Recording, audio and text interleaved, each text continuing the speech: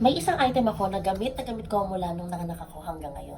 Etong Lansino Postpartum Wash Bottle. Specially designed talaga siya for postpartum care, pero up until now, na 13 months postpartum na ako, nagagamit ko pa din. After manganak, it's very convenient for moms. Kasi for example, meron kang perineal tear or stitch down there. Habang umiihi ka, sobrang soothing na may ganito ka para hindi mahapde. And for those cesarean mommies, hindi ka na kailangan mag-slouch if you want to wash kasi nga naka upside down na siya, naka-angled na rin. So, you don't need to slouch like that kapag magwa-wash ka down there.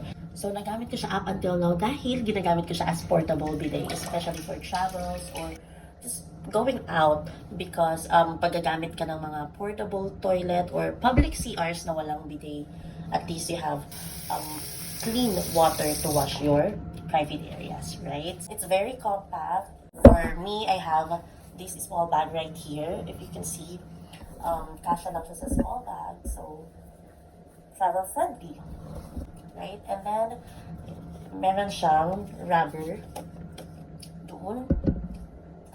Kaya hindi siya nag-leak even if meron kang clean water na nakalagay dito while nasa bag mo siya. Hindi siya katulad na nabibili sa online na manipis. Hindi siya manipis yung klase niya. Ang ganda ng quality ng materials. This is especially designed for mommies like us. So, for our safety, convenience, and postpartum care, this is Lansino Postpartum Wash Bottle. Highly recommend. Up until now, talagang gamit na gamit ko. So, yeah. Pwede kong nakaganyan.